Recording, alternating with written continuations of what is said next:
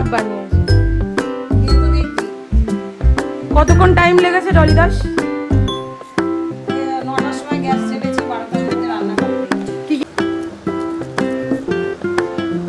এখন তো ওনাটা অবশ্যই আমিই দিয়েছি, কালকে দিয়েছিলাম, এখনো শুকিয়ে গেছে।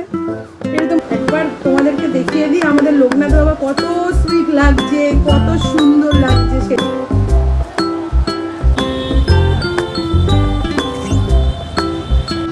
So hey guys, welcome back to my channel Akis art and blog. আজকের তোমাদের দেখাবো একটা ছোট্ট ব্লগ, যেটা লোকনাথ বাবার পুজোর ব্লগ। তো আমি এখন এখানে প্রসাদ নিয়ে নিয়েছি, যা যা মানে সন্দেশ অমৃতি, লোকনাথ বাবা স্পেশাল বলে কথা। আর মালার দোকানে চলে এসেছি, মালা বানাচ্ছে, তোমাদের দেখাচ্ছি। দাঁড়াও, দেখো মালা বানাচ্ছে এখানে। মানে সব শেষ হয়ে গেছিলো, আমি এসে জোরজাবস্তি বানিয়ে দিতে হবে, সেই জন্য উনি হয়তো বাড়ি চলে যাচ্ছিলো, তাও বানিয়ে দিচ্ছে আমার জন্য। লোকনাথ বাবার হয়তো এই মালাটা পরারই ছিল, তো ভালো ব্যাপার, সবই তো ওনার ইচ্ছাতেই হয়। আর ছোটোবেলা থেকে আমি এত বড় ফ্যান, মানে লোকনাথ বাবা ছাড়া আমার জীবন চলে না, দিন চলে না। তো ওনার হয়তো পড়ারই ছিল, সেই জন্যই আমাকে এদিক ওদিক করতে করতে জানো আজকে মালাই পাচ্ছি না কোথাও। মানে পেয়েছিলাম কিন্তু প্রচুর দাম বলছে, বুঝলে, মানে এক একটা মালা বলছে 200 টাকা, আমি নিইনি। এদিকে ভাবলাম এসে কিনবো, তো ওই দিকের দোকানটা বন্ধ, তারপর তোমার কাছে এলাম, তুমি তো বললে শেষ। আরে না, তুমি বুনে দাও আমাকে। তো এখন মালা তৈরি হচ্ছে, তো এরপরে বাড়ি চলে যাবো, বাদবাকি তোমরা দেখতেই পাবে। তো আজকে ব্লগটা খুবই ছোট হবে, খুবই ছোট, জাস্ট একটা মানে স্মৃতি হিসাবে আমি রাখবো। তো এখনও পর্যন্ত আমার চ্যানেলে কোনো লোকনাথ বাবার ব্লগ নেই, ভিডিও নেই বা পুজোর ব্লগ নেই, তো তাই জন্যই এরকম অবস্থাতে, মানে জাস্ট এরকম অবস্থাতে ঘেমে নিয়ে একাকার অবস্থাতেও আমি ক্যামেরা অন করে জাস্ট ব্লগটা অন করলাম। তো চলো, অনেক কিছু ওয়েট করছে, তোমরা দেখতে পাবে। হোম হবে মামার বাড়িতে, অনেক বড় করে লোকনাথ বাবার পুজো হয়, অনেক লোকজন আছে, মানে আসে, খাওয়ানো হয়, সব কিছু তোমাদের সাথে শেয়ার করব, ভিডিওটা কন্টিনিউ করো। তো গাইস, তোমরা দেখতেই পাচ্ছ ঠাকুর মশাই এখানে ঠাকুরদের সব স্নান করাচ্ছেন। তো আস্তে আস্তে সব ঠাকুর উনি স্নান করান, প্রত্যেক বছরের এটা নিয়ম, প্রত্যেকটা ঠাকুরকেই উনি স্নান করান, পরিষ্কার করান, তারপরে গিয়ে লোকনাথ বাবা আর মা কালীর পুজো হয়, একসাথেই হয়। আমাদের এটা কোনো মানে নিয়মের আওতায় পড়ে না, কিন্তু আমরা দুটো পুজো একসাথেই করি। ঘরের প্রতিষ্ঠা করা মা কালীর পুজো আর প্রতিষ্ঠা করা লোকনাথ বাবার পুজোর দিনই মা কালীর পুজো হয়। তোমরা দেখতেই পাচ্ছ, এটা মা কালীকে স্নান করানো হচ্ছে, পাশে ছোট্ট লোকনাথ বাবাকে রাখা, আর এটা হচ্ছে আমার বজরংবলী।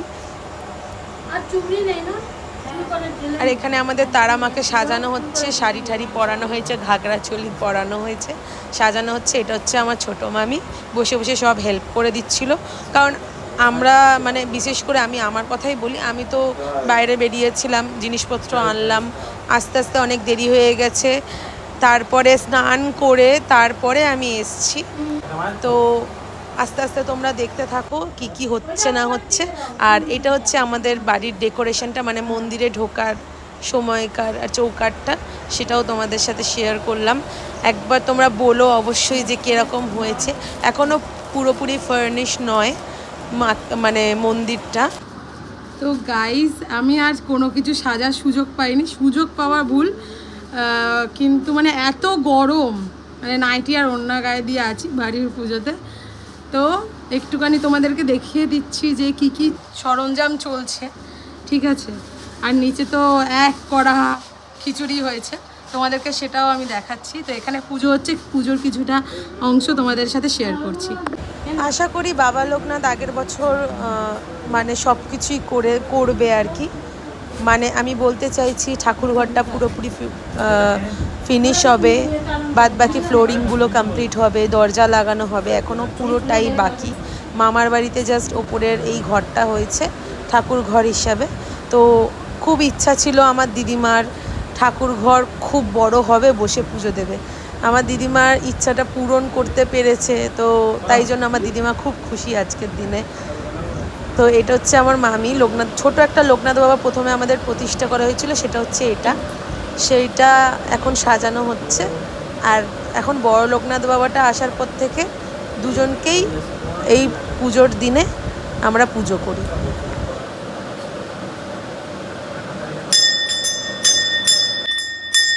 ছোট হয়েছে গাইস, এটা হচ্ছে আমার বড় মামা আর বড় মামি। কিন্তু দেখলে বলবে যে যেন রাস্তার কোন পাগল উঠে এসছে, কারণ যখনই বলি কি গো দাড়ি গোপ কেন কাটনি, বলবে টাকা নেই। টাকা মাতালির জন্য নিয়ে এসেছিল, এখন নারকেল কাটতে বসেছে।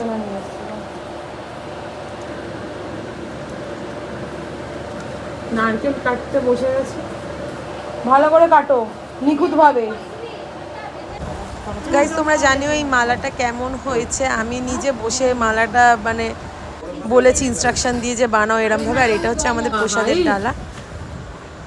কিরকম হয়েছে সাজানো একটু বলো। যতটা পেরেছি ট্রাই করেছি করার। তো তোমাদের উৎসাহতে আরো আমি উৎসাহিত হব। তোমাদের এখন তো জন্যই সবকিছু মানে ভিডিও করা, তোমাদের দেখানোর জন্য। ঠিক দেখো, কারণ এরকম কিছু হচ্ছে না যে ঘটা করে কিছু করতে হবে বা দেখাতে হবে, বাট আমি দিয়েছি। মনে হলো লোকনাথ বাবার পুজোর ব্লগ আমার চ্যানেলে যারা আমাকে দেখে, আমার ব্লগ দেখে, তাদের জন্য একটুখানি দর্শন হবে, এটাই চেয়েছিলাম। তাই জন্য ছোট একটা ব্লগ তোমাদের জন্য রেডি করেছি। হ্যাঁ জানি এই ব্লগটাতে খুবই ভুল ত্রুটি আছে, বাট আমি অতটাও মানে পুজোর মধ্যেই সময় পাইনি যে কিছু করব, কারণ আমার পুজোর দিনেই এটা দেওয়ার ইচ্ছা আছে। কত সুন্দর তো লাগছে এই জন্যই তো তোমরা একটু ম্যানেজ করে নেবে। আমি তো জানি তোমরা আমার ভিউয়ার্স, তো তোমরা আমাকে সাপোর্ট করো সবসময়, আমি জানি। এটা আমার মা বানিয়েছে, খুবই খারাপ বানিয়েছে। খেয়ে তো দেখবি। কতক্ষণ টাইম লেগেছে ডলি দাস? ওই 9টার সময় গ্যাস জ্বেলেছি, 12টার মধ্যে রান্না কমপ্লিট। কি কি রান্না করেছেন আপনি? আলুর দম, পায়েস, চাটনি, খিচুড়ি। তোমরা রিভিউ দাও কেমন হয়েছে খেতে। খিচুড়ি কেমন হয়েছে সেটা বলো। হেভি হয়েছে। আমার মা করেছে বলে কথা, নাহলে অন্য কারোর মা হলে ভালো পারতো না। আঁকি দাসের মা বলে ভালো করেছে। হ্যাঁ, এত ভালোবাসে যে কি গায়ে স্পট পড়ে গেছে মেরে মেরে। গাইস, তোমরা দেখো যে হোমে যে ঘি ঢালছে বাড়ির লোকেরা। এটা হচ্ছে আমার ডুম্মা, মানে সরি মানে আমার দিদিমা, আমি ভালোবেসে ডুম্মা বলে ডাকি। তো ডুম্মার খুব ইচ্ছা ছিল যে ঘর হবে, মানে বড় যখন বাড়ি হবে তখন ঠাকুর ঘরটা অনেক বড় হবে, যেটা তোমাদেরকে শেয়ার করলাম আমি আগেই। তো আমার ডুম্মা খুব খুশি, নিশ্চয়ই মুখটা দেখে বুঝতেই পারছো। আর এটা হচ্ছে আমার ছোট মামা। এরপরে আস্তে আস্তে আমার বড় মামা, আমার পলিমা সবাই আসবে, এসে এই রিচুয়ালসটা করবে, তোমরা দেখতেই পাবে।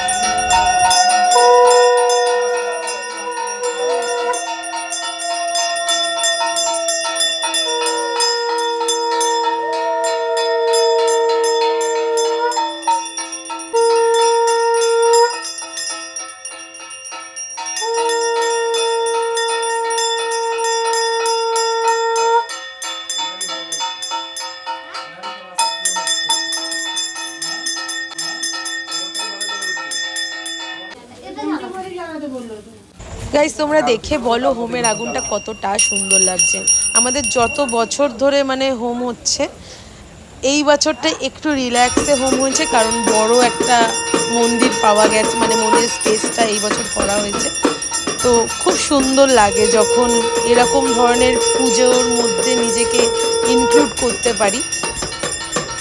এইটা হচ্ছে আমার পলিমা, আর এইটা হচ্ছে একটা আমার ভাই, ঘন্টা বাজাচ্ছে, সব কিছু করছে, মানে খুব এক্সাইটেড। আর এটা হচ্ছে আমার বোনের ছেলে, মাথা চুলকাচ্ছে আবার নাচও করছে, সব একসাথে করছে ও। এইটুকুনি পুটকে নাচ করছে, দেখো যেন কত বড় হয়ে গেছে, কোল থেকে নেমে যাচ্ছে গাইজ নাচ করবে বলে। তো গাইজ জানিও কিরকম লাগলো ব্লগটা। দেখা হবে নেক্সট কোনো ব্লগে। রাধে রাধে গাইজ, সবাই ভালো থেকো।